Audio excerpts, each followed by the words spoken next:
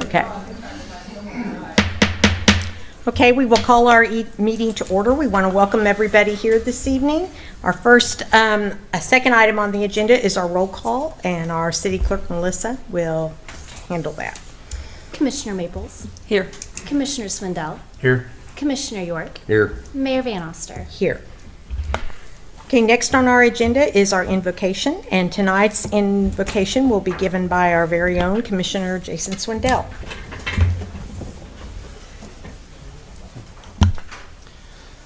Father, we thank you tonight. Lord, we're thankful for the privilege to be able to pray before the city council. Lord, we just ask for your guidance in all that we do, in all government that we do here in this city. Father, we just pray that you lead and guide us. Lord, we are thankful to be in such a free country, and we just ask your hand over this nation and over this leadership, Lord, in this city and over these people, Lord, that we're thankful for peace in this city. And your hand, Lord, just blessing us, your mercies upon us, Lord. We're thankful for that. Lord, in the mighty name of Jesus, we give you the praise. Amen. I pledge allegiance to the flag of the United States of America and to the republic for which it stands, one nation, under God, indivisible, with liberty and justice for all. Thank you, Jason. Okay, we will have a quick review of our agenda. Does anybody have any items they want to add or change that are presently on there? Okay, then we will move on to our consent agenda. Our consent agenda consists of 5 specific items this evening. The first 4, we have the City Commission meeting minutes from Tuesday, July 11th, 2023. We have the action to appoint Tony Lawson as director and Steve Pratt as alternate to the Kansas Municipal Gas Agency Board of Directors, serving to August 31st, 2025. The third item is the action to appoint Tony Lawson as director number 1 to the Kansas Municipal Energy Agency Board of Directors, serving until April 30th of 2025, and action to appoint Steve Pratt as director number 2 and Amy Taylor as alternate to the Kansas Municipal Energy Agency Board of Directors, serving until April 30th of 2024. The fourth item is our 2023 appropriation ordinance number AO-23-14 in the amount of $5,512,596.76. So first of all, do we have any changes on the meeting minutes that we all read? I have none. Does anybody? Okay. We are good with the action appointments to continue on with those? Absolutely. Yes. Okay. And then we get down to our appropriation ordinance, and usually Commissioner York has some things he wants to highlight on there. Absolutely. So we have Annexer Incorporated. This is stuff for the electric department, $11,591. Ashburn Tree Experts for tree trimming for power lines, $16,099. We have City of Coffeyville, so it's our electric use for the pump house, $18,850. Environmental Systems Corporation, this is a maintenance agreement renewal, $12,585.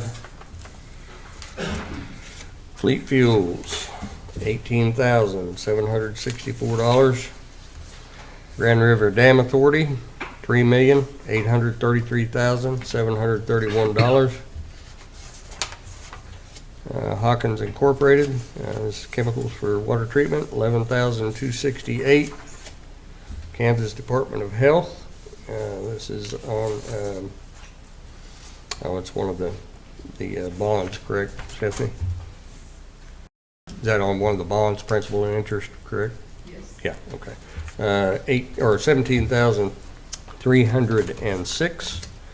Kansas Department of Revenue for water fees and the state city tax, $67,257. KMGA Gas Supply Operating Fund, $176,146. Olson Associates, this is a cost study, $34,680. Southwest Power Pool for transmission services, $658,951. Southwest Power Administration, $12,876.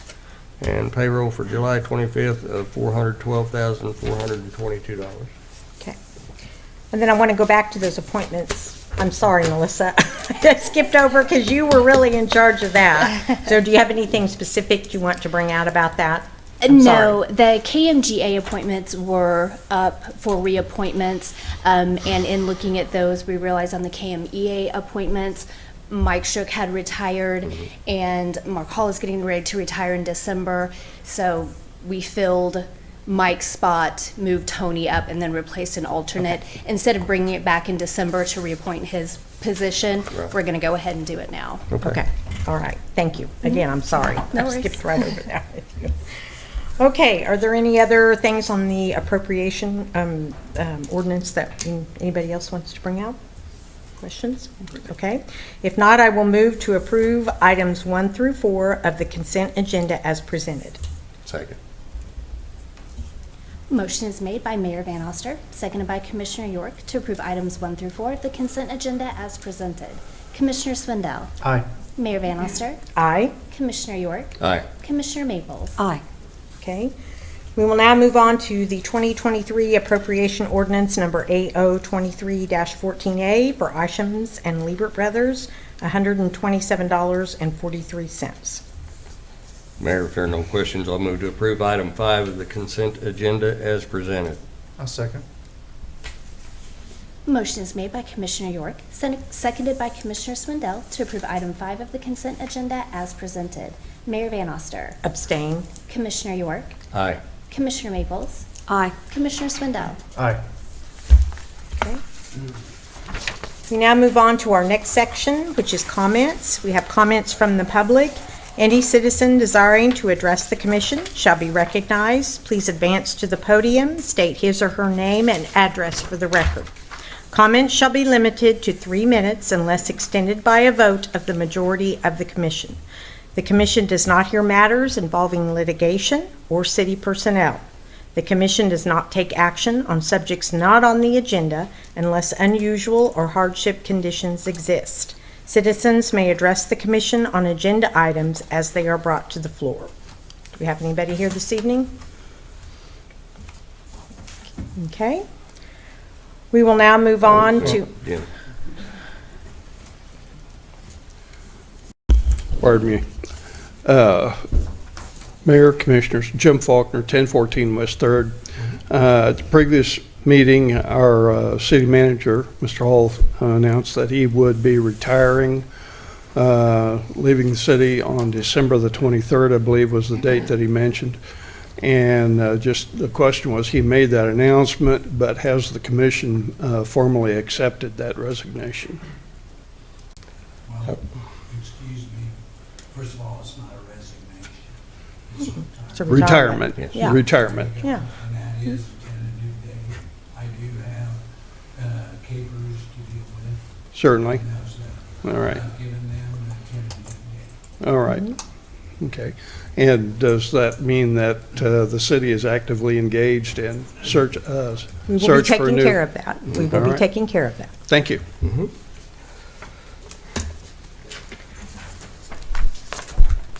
Okay, anybody else? Okay, Hi, my name is Samantha. I came tonight as a concerned citizen. We had some questions as far as city board ties with CFA. If there is any other than the stipends that they receive from you guys, how those stipends are to be allocated, if we are allowed to know that. We're kind of looking for some guidance as far as being able to reach their board and what we can do to help correct some of the issues that have come to light. Samantha, what's your last name? I'm sorry. Holler, H-O-L-L-E-R, And your Samantha, address? what's your address? Thank you. 811 West 9th Street here in town. Okay, okay, thank you. okay. This is public comment time, so when we get down to the city commission comments, we will address your concerns. Okay, thank you. Okay, thank you. Okay, anybody else? All right, we will now move on to our regular agenda items. We have public hearings, special presentations, and proclamations, which we do not have any this evening. Old business, we have none. We'll move on to new business. The first item is discussion on filling our commission vacancy.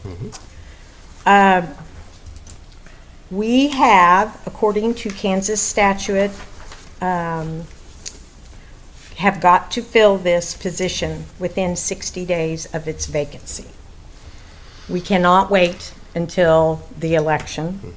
We have to do it now or within the 60-day time period. The last time we had a vacancy, it happened, and we had 51 days left before the fall November election.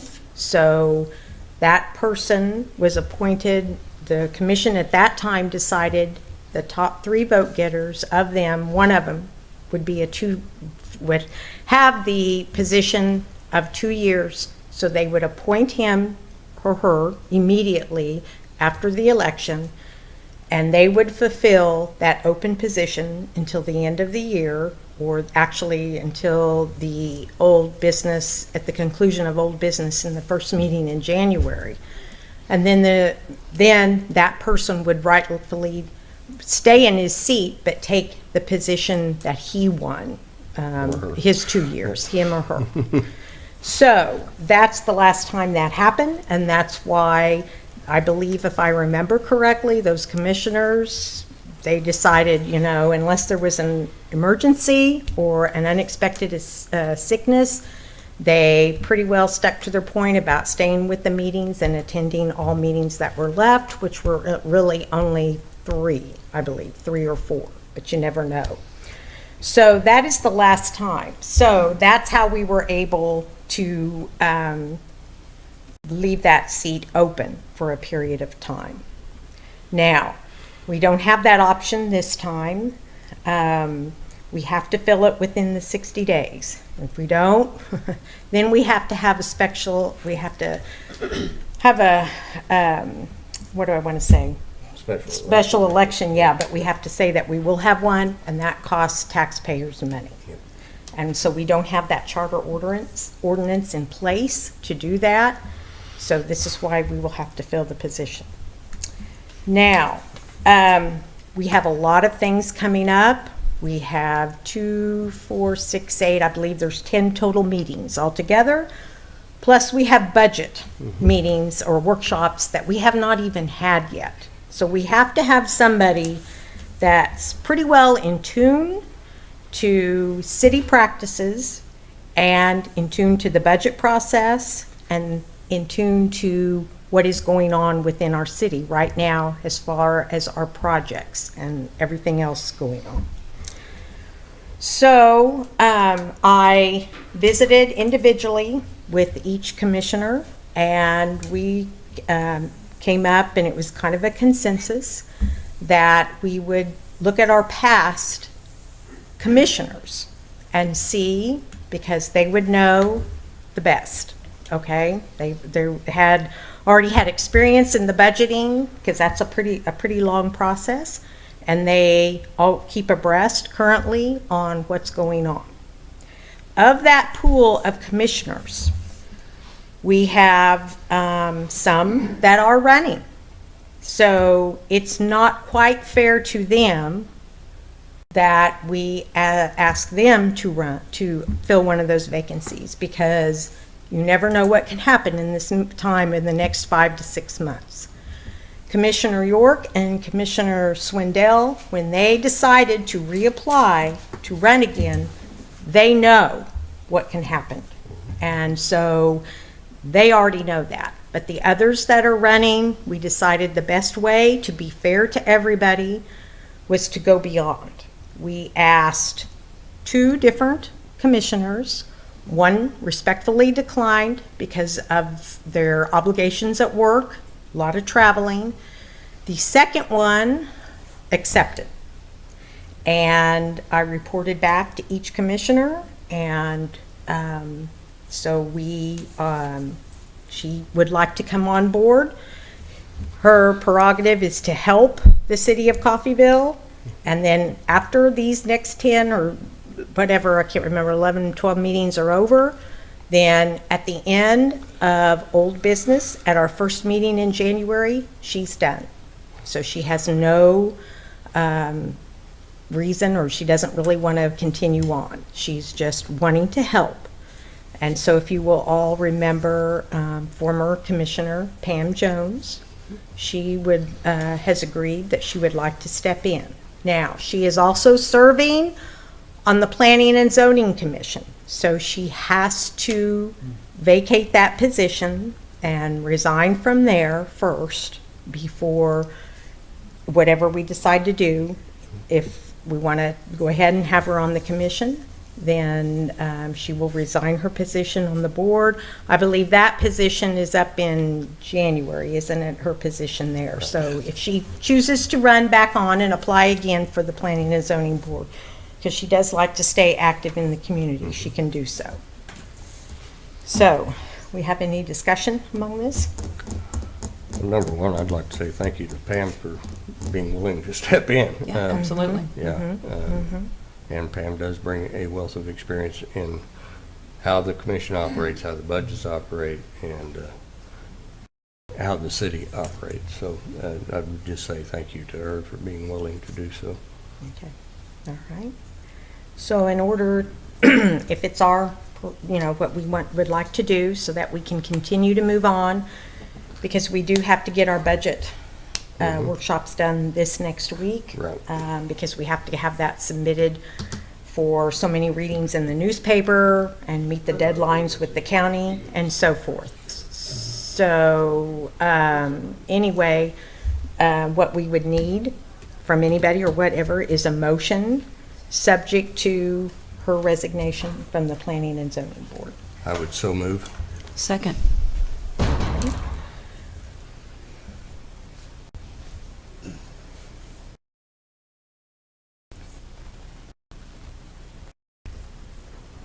Okay. No, Yes, I you're can fine. write I know that one that down. came on Okay. there. So- Okay. Okay, motion is made by Commissioner York, seconded by Commissioner Maples, to appoint Pam Jones to fill the commission vacancy contingent on her resignation from the Planning and Zoning Board. Correct. Okay. Commissioner Maples. Aye. Commissioner Swindell. Aye. Mayor Van Oster. Aye.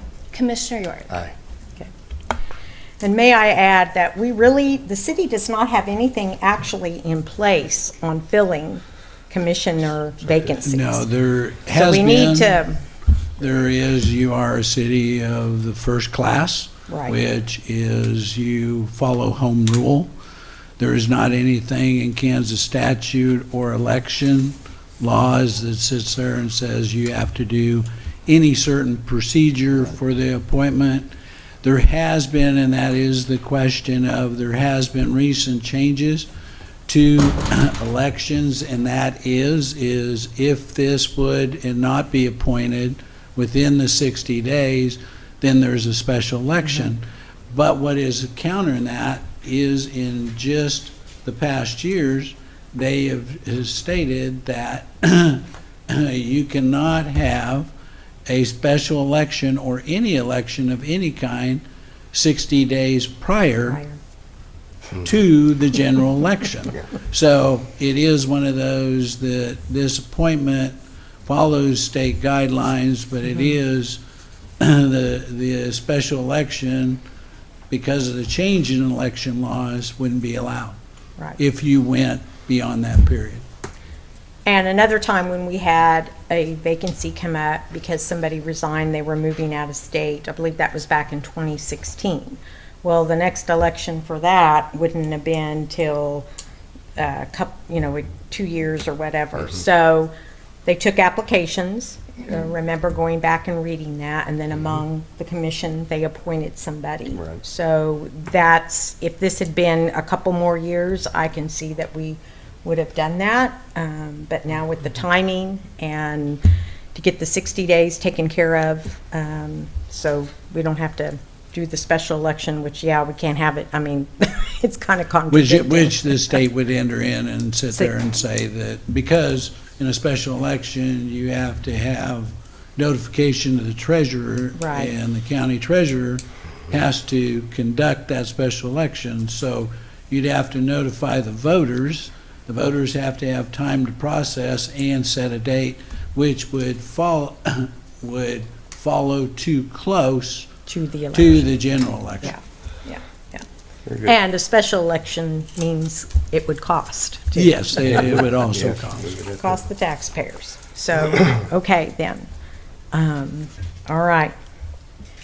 Moving right along, we will have the next resolution, R-23-43, which is a resolution to authorize the execution of a work authorization agreement with Algar Martin and Associates for the design and bidding phase of the wastewater treatment plant lagoon liner replacement and improvements. This evening, our Director of Wastewater Services, Mr. Shane George, will make comments. Good evening, Mayor and Commissioners. Good evening. Shane? The existing lagoon liner was installed on or about 2001 when the current wastewater treatment plant was built. The purpose of the lagoon is to hold the excess wastewater flowing to the plant during high flow conditions, such as heavy rainfall, until flows drop and wastewater detained in the lagoon can be diverted back to the plant for proper treatment. The liner is intended to hold the wastewater in the lagoon and not allow it to soak into the lagoon berm.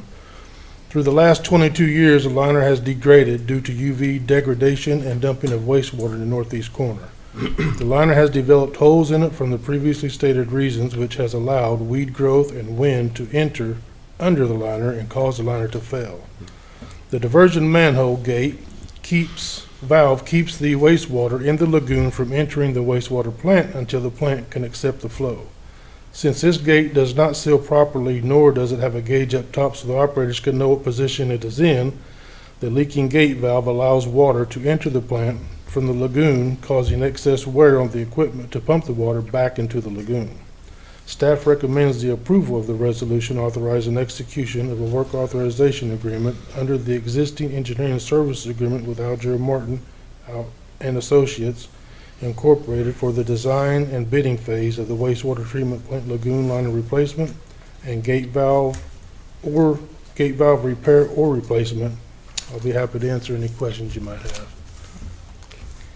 I think your pictures were pretty, explained it a Major lot. failure. Yeah. Yes, it is. But like you said, that's been 22 22 years years, ago that was that plan. I remember that. Yeah. So it's time. Okay, do we have any other? The cost of the engineering study is estimated 43,000? 49,000. 49,000. Okay.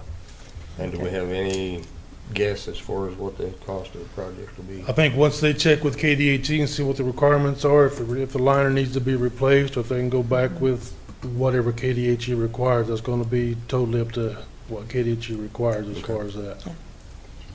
If I remember right, I think Algar Martin was the original Yes, they on the was. job, so Yeah.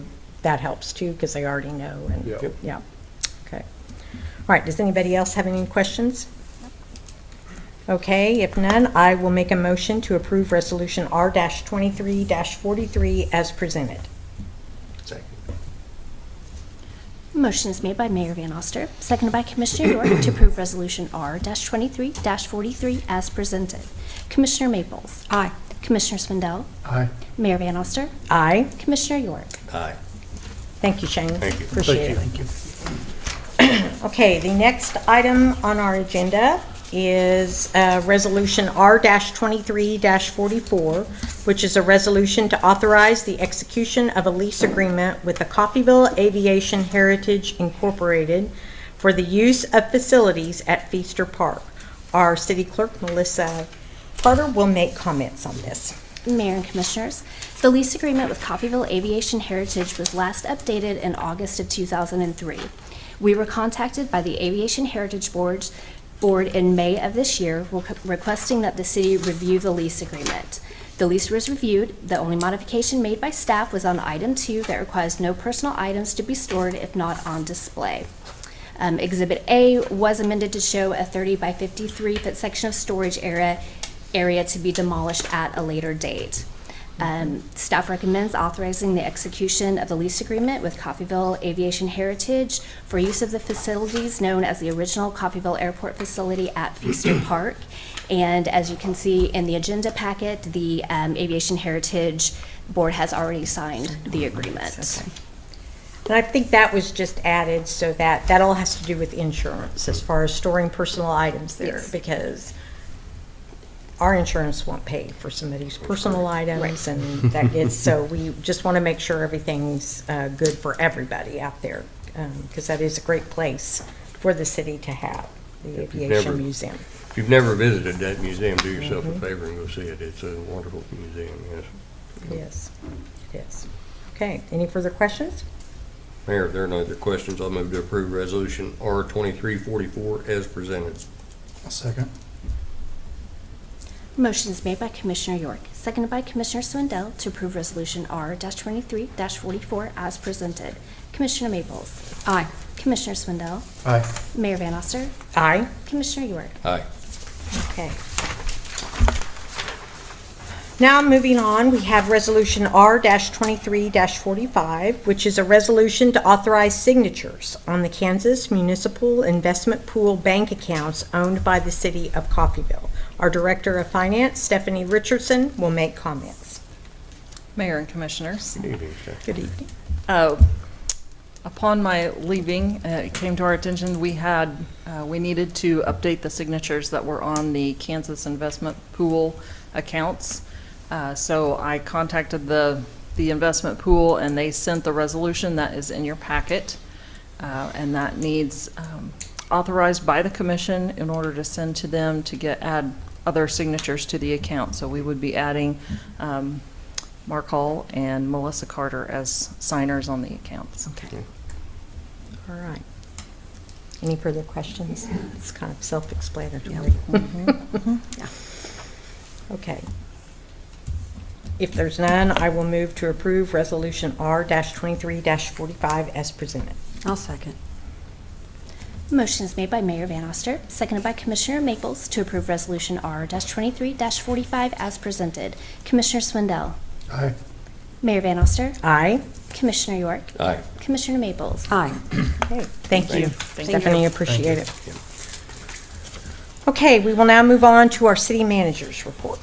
Mayor and Commissioners, as you're aware, the Sycamore Park keeps adding equipment, and I think pictures have been sent around. We now have our swing feature in there, and there's still more equipment. It is one of those that, as we promised the public during the sales tax question presented, that they approved, that each park will be done by December. It is one of those that we expect this park to be done a little ahead of that, but we are reviewing, and based on the budget of things that possibly could be additionally added. You will see the nature trail come about, and there will be a bridge across the one creek, or drainage. And then, of course, you will see the concrete path that if you walk 6 times around, that is equal to 1 mile. So things are progressing. I've received daily from the board pictures. They're excited. There has been a lot of use, and we haven't even officially opened the park.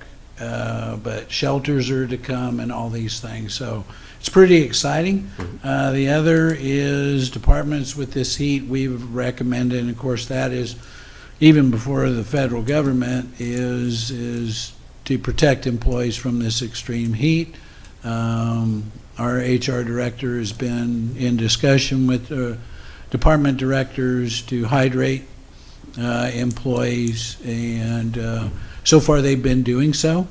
That is something that their health and safety is always a top priority. Other than that, we've still with this heat, we're progressing. Housing department is doing more things. I just want to say I'm very proud. Instead of being focused on one area, they have expanded. There's, as we've stated before in previous meetings, the USDA, which we're the only one in the state of Kansas, that is very hard startup, just because it is hard to imagine being able to own a new, brand new, 3-bedroom, 2-bath, 2-car garage home. But it is one of those. We do have candidates that have been approved.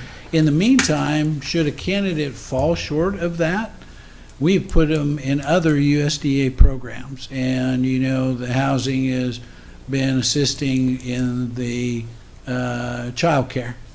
So I'm very proud that they're reaching out and not just is have tunnel vision on one thing.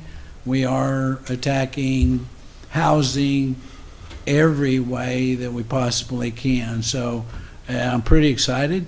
We have a lot of things to do, as you stated, by the end of the year for a lot of programs that we have. And that's kind of, staff is getting things done, and very proud of what they do. So if there's any questions, I'd be glad to entertain those. Okay. We will now move on to comments from the commissioners and staff. Do we have any specific ones?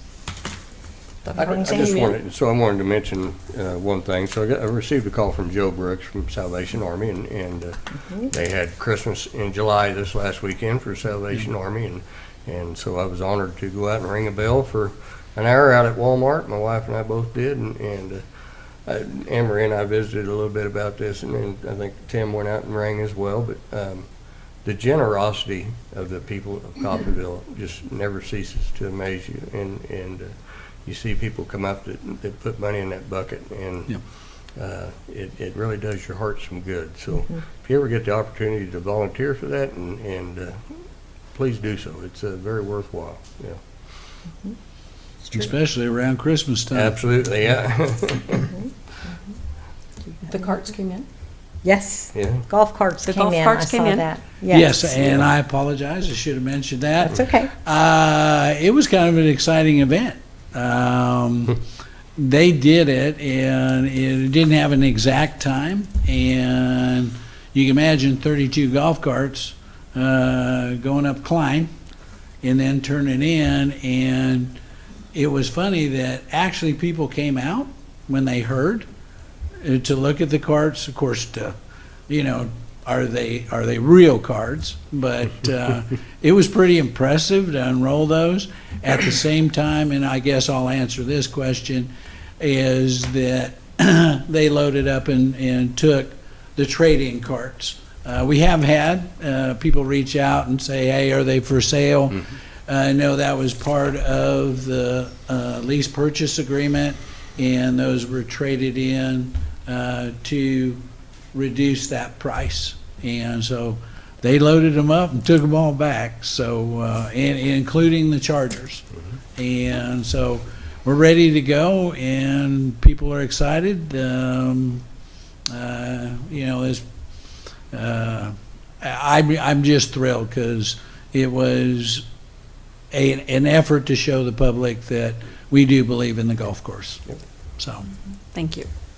Thanks. Okay, Jason, do you have anything? I'm good. Okay, all right. In regard to the question asked about the animal shelter, let me run a few things by you on how that is run. The Coffeyville Friends of Animals, they operate the shelter. They do not own the building. That is city-owned. The city does not charge them rent.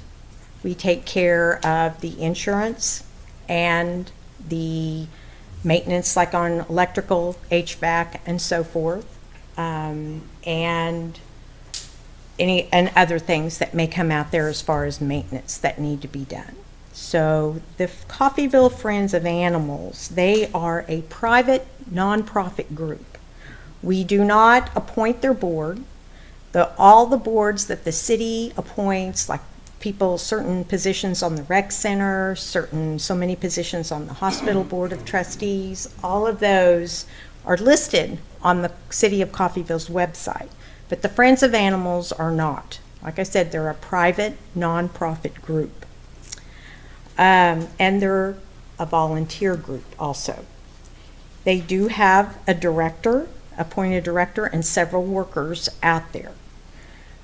Once a year, usually it's about this time, we have several groups come to us for asking for city funding, and it's just like a grant, and that's like a grant process. They come to us, they turn in their request, they have to turn in what they're going to use the money for. No money can be used for salaries. It all has to be used for supplies or something else, but no salaries come from this money. So the Friends of Animals, we have been giving them funding ever since 2010. And every year when they come back, we have a process where they have to prove where the money went, and looking at their request, they get almost, 30-something a year, I believe, from us. But their private donations add up to be a lot there too. So that is how they are able to fund their director and whatever other part-time help they have out there besides the volunteers. That's basically how they are run. So other things, they have an inspection once a year. They had just had one in May. They're having, anything that's brought to light out of that inspections, the city is notified about, and we usually have a plan to take care of those things. But to get to so that's how the shelter and who has it and so forth. So the Friends of Animals, they are in charge of the day-to-day operations of the shelter. Do you have any other questions? And does that help you? And right now, we can't really talk about much that's going on because we are also helping the Friends of Animals, and the city is working together with the Kansas Department of Agriculture for this investigation. So we have been informed. Yes. Is there a way for the city to be able to reach the board as far as our concerns and questions about what they're going to do moving forward, or how people can help? Okay. Let us see what we can do and get you a contact on that, okay? You can visit with, okay? And we will take care of that. So if you will also leave your phone number with Melissa, then we'll go to that. I will say they're always looking for volunteers. So, They are. Yeah. They always But are. I would That's say all that groups, right? the reason we don't have that because we have no governance Over the board. the board, so we don't keep track of the board members, we don't keep track of their numbers, nor do they have to furnish us that. It is one of those that I think is a number, a contact number, is furnished to the city during the funding request. So we could probably relay that to do that, but it is one of those that to accurately say in their day-to-day operations and having that information, we don't. And because they're not a department of the city, we don't have as far as any budgetary or things that Operational oversight. we have to furnish, because I would say if we did, then an open records request could be made. It is one of those that the decision for this year's appropriation is, for next year's appropriation is handled during the budget, and that's the review. So everybody knows that the presentations is in the budget process. The commission makes that selection, includes it in the budget, Right. and then those funds are not available till after December 31st of this year. So it's technically, those funds are not available until January and beyond. So- And we changed that process, I believe, in 2021, because otherwise we had different entities coming at different times. Yes. And, then this way, all the requests can be included in the budget, and we can allocate for all those properly, so that we can try to help everybody in some way. So that's how that's done. Yes. So if I understand you correctly, the city owns and is responsible for the building, brick and mortar, essentially. Now, does that responsibility also extend to other buildings or equipment on the property? Specifically the incinerator?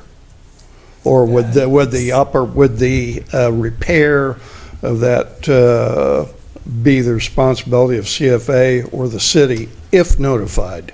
There is, from my understanding, there is an inspection of the incinerator. Right. It is one of those that falls under.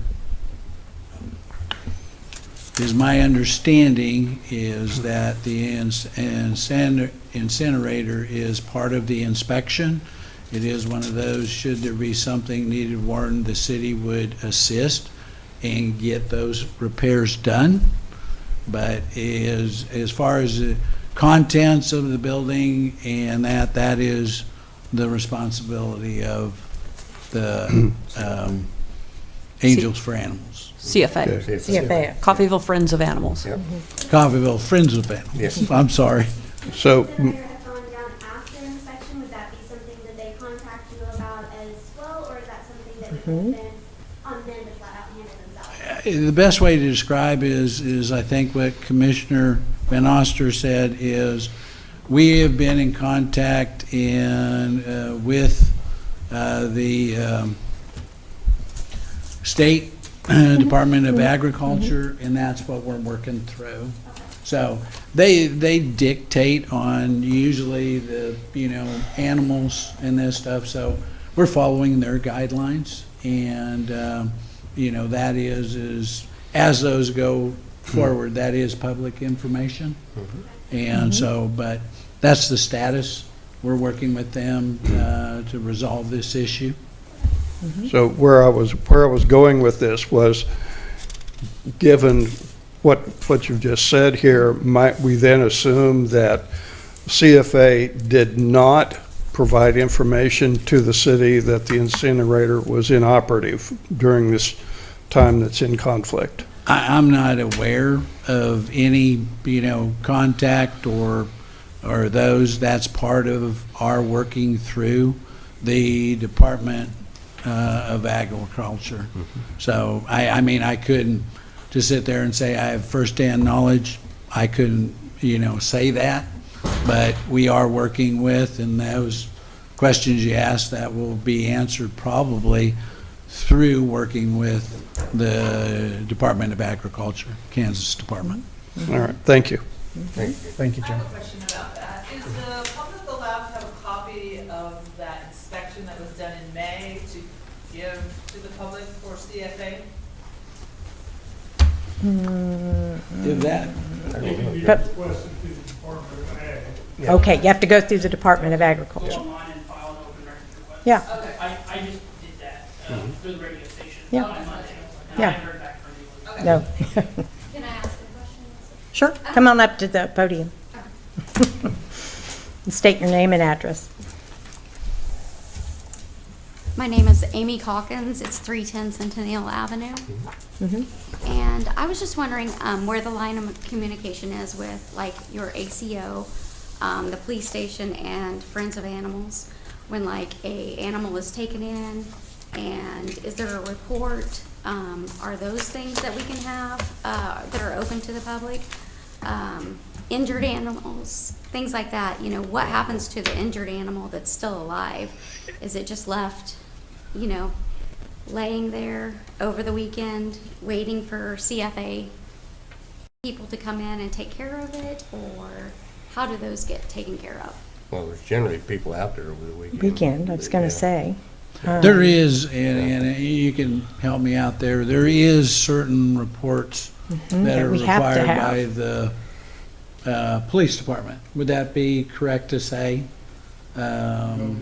Yes, Yeah, go ahead. that might be. Because you deal with this but I know there are records that are kept of all animals But there is that some records your because animal we have control officer animal brings in. control. We have animal control as far as, strays and this stuff, and then there is deceased animals in our part of our function. So it coordinates, but The ACO will, if he does pick up an animal, there is a form that is filled out at the shelter. And then once the animal is dropped off, there is an instant, if the animal is injured, there is instance that they go straight to the vet for care prior. Once the animal is dropped off and the form is filled out, then it becomes the care of the Friends of Animals. Okay. Are those for public record? As far as what the ACO does? Public record? As far as what the ACO does, No, as far as the interaction between the police department, those reports saying, hey, we picked up such and such animal that we dropped off with CFA. that is a form that is filled out at the shelter when the ACO takes an animal down there and secures it. That document is left at the shelter, then it becomes the care of the Friends of Animals. Animals. That is on file for inspection whenever they come in the Department of Ag. The reason I asked the question that I asked is because I know of Paul, he does a great job of He taking does. animals to the vet when they are injured. But I do feel like there's a, miscommunication with the police department when it comes to an injured animal, when the ACO is not working. They just have been known to take an injured animal, and I know that Coffeyville does not have, a 24-hour vet, but there are vets that are available other places, and I just wondered kind of, to get that question going, like where, how can we help those animals that are injured when the police department are the ones that are picking them up? and that is a good question. I was going to say, I know, The ones that the officers do pick up on the evenings, the weekends are logged as well. Some of the document is not filled out until Paul comes back on a Monday. But if there is an injured animal, they do make all attempt. I do know if the animal is found by somebody else, that person has the option too to take it to a vet. Because like you say, they do have to try to notify a vet after hours. Yep. Yeah, okay. All right. Thank you. Thank you. All right, thank you. Thank you, Jim. Okay, then moving on, I know earlier today, I believe you put a post out about the changing of the meters. Yes. Okay, and so I hope everybody pays attention to that, because we will be doing that. The automatic metering, I believe electrical, we're half completed, is that correct, Stephanie? On the electrical meters? There's 5,000 some meters? Okay, so 3,500, and then they are starting the water meters too, and there's a little around 4,000 some of those, correct? And so that's about half of those may be completed, or not yet? Okay, okay. So they're just getting started. Okay, so that was started later. So, and I noticed there was a question, the billing cycles, will they remain the same? Okay, okay. The billing cycles will remain the same. And I want to give a kudos to our employees that are trying to get the meter reading done during this time. I know we have 2 from water, 1 from electric, and then the regular meter reader. They're all 4 of them are working to get all the meters read. When this process gets through, it will be automatic, and so it will be a fixed read. So Right. in other words, instead of having to physically, with handhelds and do reads, this will actually is through communication. Correct. It'll read all the meters in the city, and of course, we will troubleshoot. There's always a troubleshoot. But as far as the old way that we are currently reading meters, that will cease. Okay, but yes, so but again, I want to thank all 4 of the meter readers that are out there, because like I said, they pulled from different departments, and they've been doing that for quite a while, so. I had a water employee come read ours and, Yeah. yes. taking his turn. Yeah, Yep. so, and that's much appreciated when everybody crosses over. And do keep in mind that your water meters, the current water meters are pretty old, and as they age, they turn a lot slower. So with these new meters, You may notice it's not going to be a large increase, but a slight increase, because from what I am understanding, they'll just be more precise than the old meters, Yes, correct? these are accurate, and it is one of those, all cities face this, and why meters change is because you do have to account for water loss.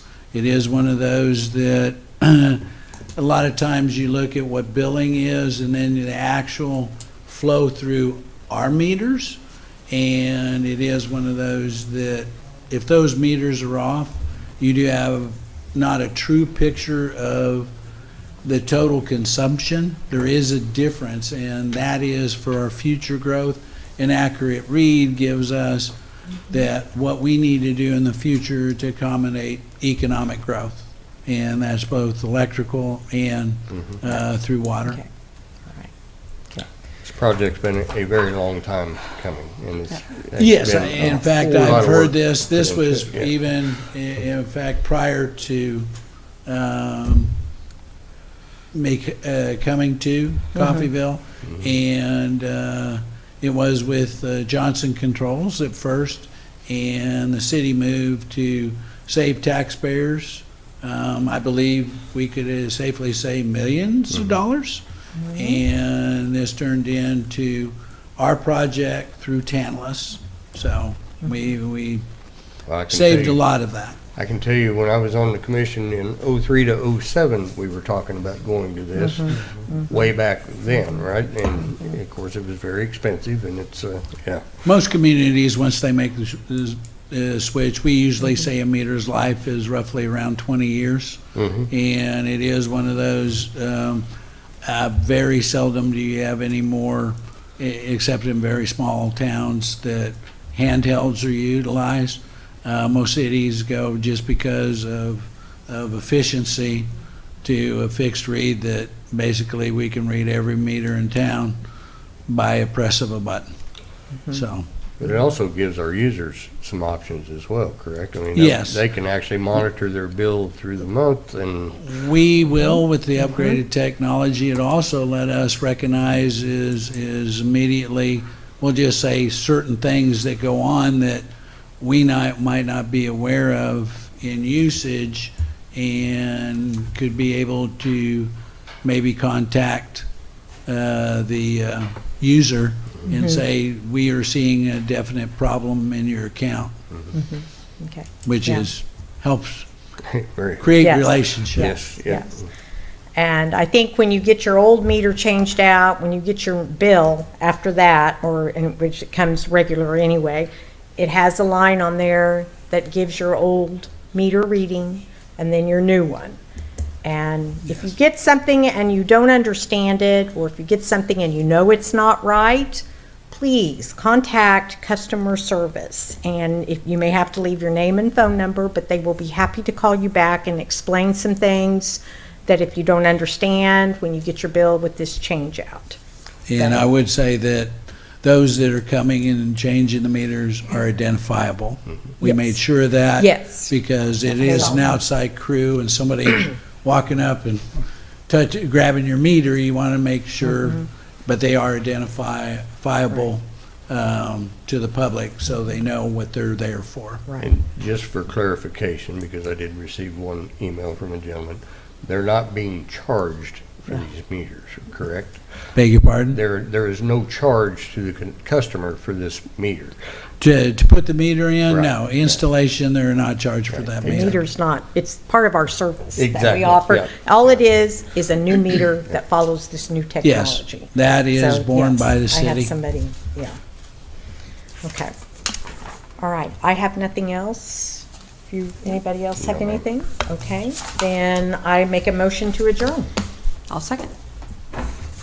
Motion is made by Mayor Van Oster, seconded by Commissioner Maples to adjourn. Can I see a show of hands? Thank you.